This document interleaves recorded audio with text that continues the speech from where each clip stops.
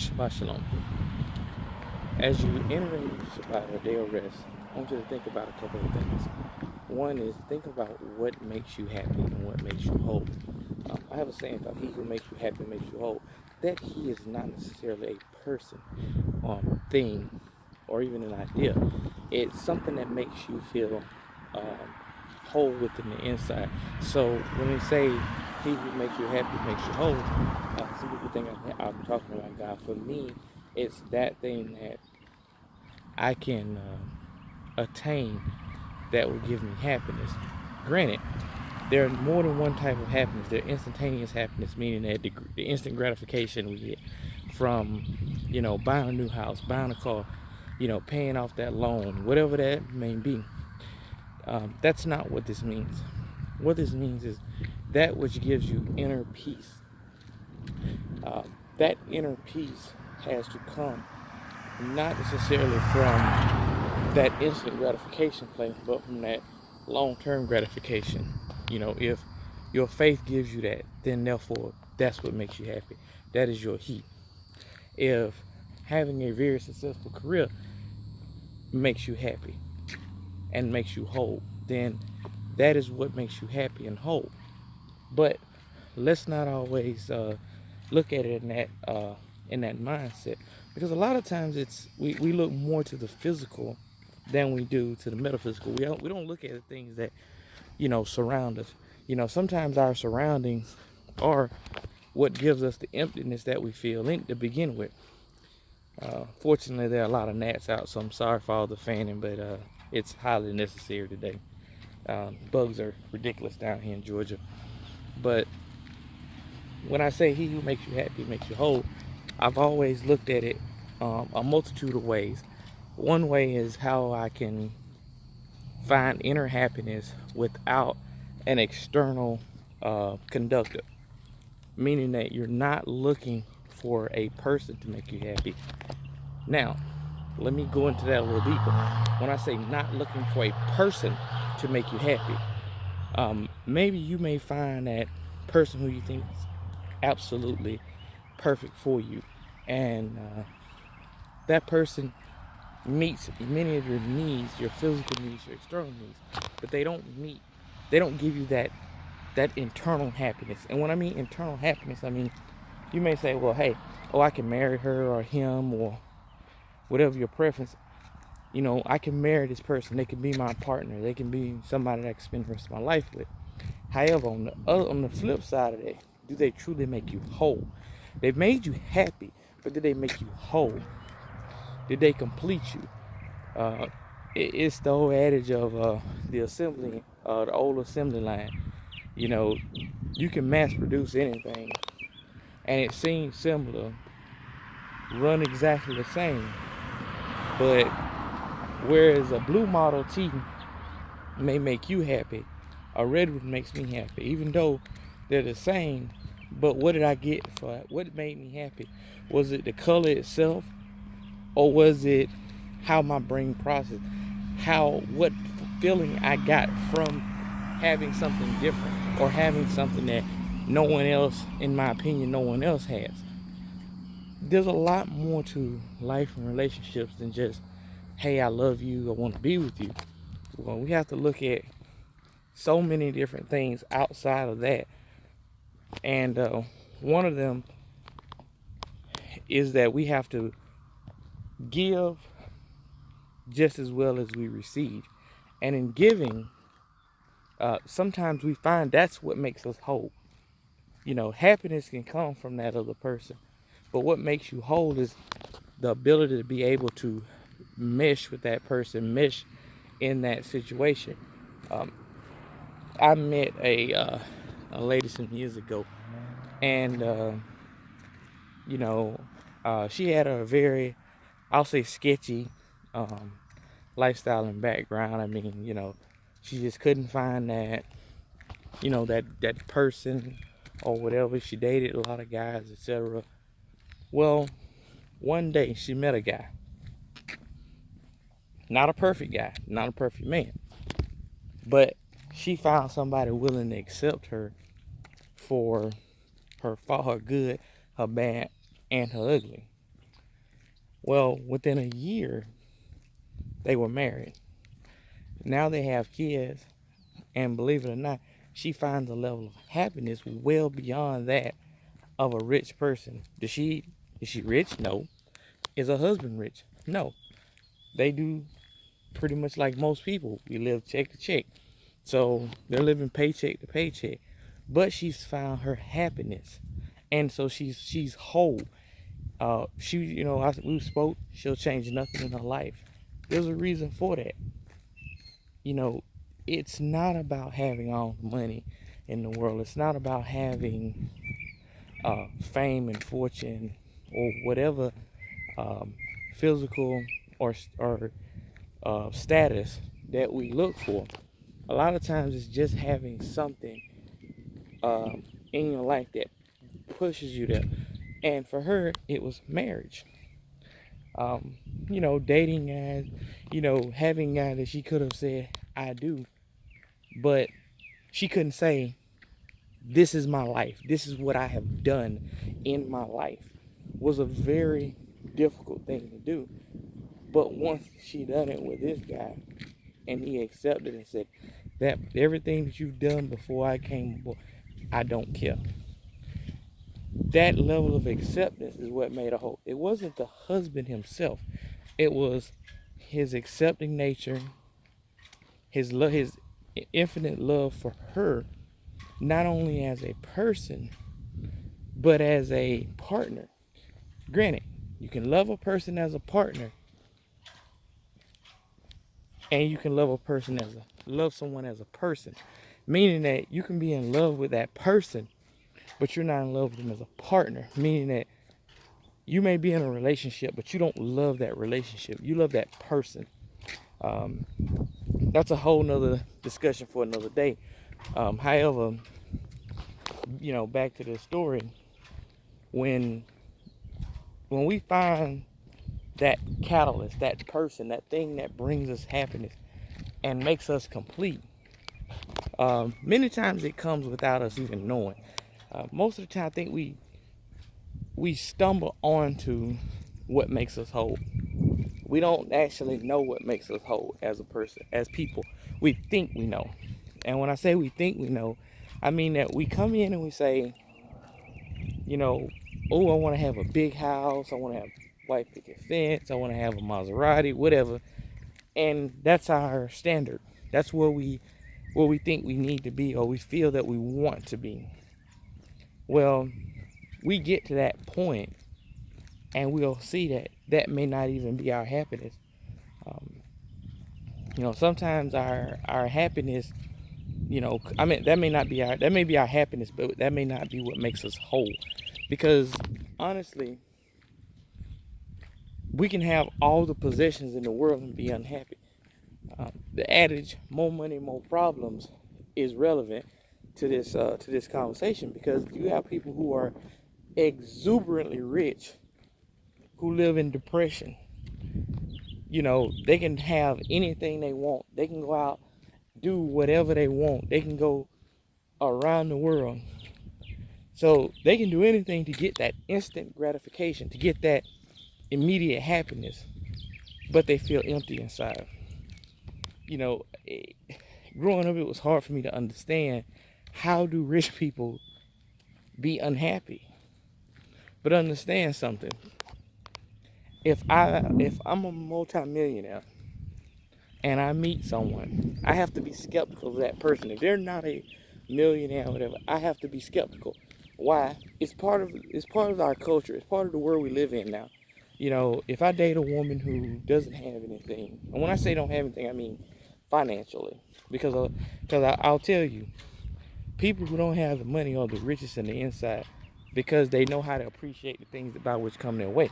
But as a rich person, they're usually targets for a lot of the people who know that they've got money.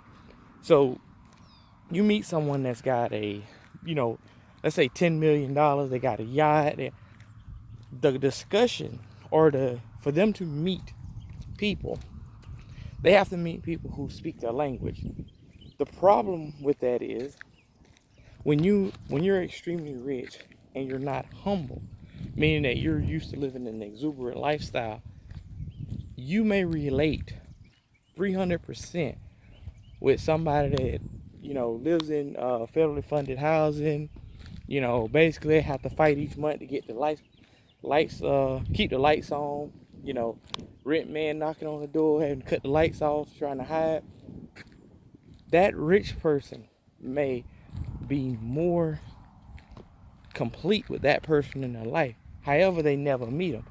My first video, I said, go out and meet a friend. There's a reason that I said it. That's the reason why I started with that.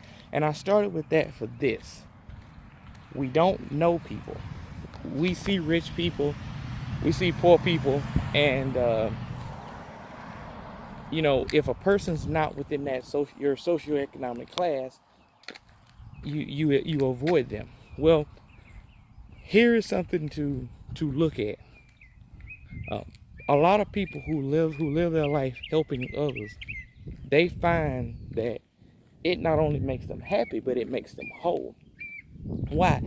Because that gratification of knowing that you're making a difference, it fills a lot of the void, and it can encompass a lot of the things that by which you may be missing in your physical life. Meaning that you may have a decent job, decent career, but when you go out and help others, you feel like you're affecting others and you're affecting change. Same with voting. We go out and we vote. Sometimes we don't vote. And then we complain about the government, or we complain about this, or we complain about that. Well, the need to complain is part of human nature. However, we have to understand one thing about that. That's an external function. That external function can be something that takes away our happiness and our wholeness. Let's think of it a certain way. Let me put it to you in this perspective. Let's say us as human beings, we're a punch bowl. And we put scoops of punch in to fill it up. One, job, family, faith, and then you start adding in the little cups, the little small things, scoop by scoop, swallow by swallow. We add in the many things that we have that go on within our life that make us whole, that can help us to fill that up. Well, when we deal with a negative situation, sometimes we take away from that punch bowl. So therefore, our ability to be whole is diminished. When we live our lives on one end of a spectrum or another one, and I don't mean political, I mean just in general, just in general life. If I never leave my neighborhood, I never talk to other people, I never encounter people who may believe or think differently than me, I am refusing to add to my punch bowl. I am refusing to fill it up, because here's what I mean when I say I'm refusing to fill it up. You never know what you'll gain by having a conversation. You never know what you'll gain by saying hello. So I may go out and say hello to someone, and we have just a 2-minute conversation, 3-minute conversation. Believe it or not, me and a guy had a 5-minute conversation one day, and I really, my adrenaline went through the roof. It was just awesome, just by saying hello to a stranger and having a conversation about life in general. Not a religious conversation, but just a general conversation. Granted, he and I probably never go to the same religious locations. We may never pray together, but the conversation helped add not just a spoonful, but a cup to my bowl. Because what it did is it gave me a different perspective on a couple of things that I had been thinking about at that time. When we go out and we stick to that, I'm sticking to my community, my people, whatever, that's fine. But we have to be able to understand how other people operate, how other people do things. Because here's the reality of our situations is that the more we expand our knowledge, the more we can apply our knowledge to ourselves and those around us. Um, Wisdom comes from a lot of different places, and it helps us to know a lot. I mean, we have to know a lot. We have to know more than what our parents knew. We have to go search beyond. We have to find out what works for us. So, in that search, we find that our punch bowls are bigger than our parents. And the reason I'm gonna go into this is because it's I think it's relevant. In the old days, you lived in one town, or you stayed in your town, your county. You hardly ever went. People didn't go as far, especially places like the South, rural areas. You didn't go for. So what made you happy and whole was right there within you. You didn't have the internet that could create these bowls and make your bowl, create these voids and make your bowl bigger. You didn't have social media. For you to get information, you had to either read the paper, listen to the radio, and of course, after the 50s, you watched TV. But understand that even in those times, information was extremely controlled. And so people didn't understand, they didn't understand their emptiness, so to speak. Meaning that they didn't know that my bowl is only half full, but hey, I got a wife, we married at 15 or 16 or 20, whatever that age may be. I mean, I know in the olden days, sometimes people married early and they stayed married forever. Well, you got married and you lived the status quo. Well, living that status quo, that made a person whole by those standards. For us, it's almost impossible for us to live that same life because one, in the old days, you didn't have 100 restaurants. You didn't have a million things for people to do. So your day, your week revolved around if there's a big event that came, if it was a new movie came out, that was your revolution. That was your instantaneous gratification in those days. So you got that instantaneous gratification. However, nowadays, our bowls are in need of instantaneous gratification quite a bit more than our predecessors. So, with that said, what makes you happy? What makes you whole? Understanding the difference in happiness, that instant gratification, that what puts a smile on your face, and what truly completes you. I mean, it can be something as simple as having someone lay their head on your chest, you know, just lay, just somebody laying there listening to your heartbeat and y'all making a close connection, you know, a kiss. And when I say a kiss, I don't mean this good old sloppy, I mean just a simple, maybe a little tongue, but a simple kiss, that bonding moment with another human being, that that waking up in the morning and getting an email saying, you've paid off some bill, or you know you got your paycheck and you're like, man, I really ain't got nothing to pay this week. Those measures of instantaneous gratification are what help us to become whole.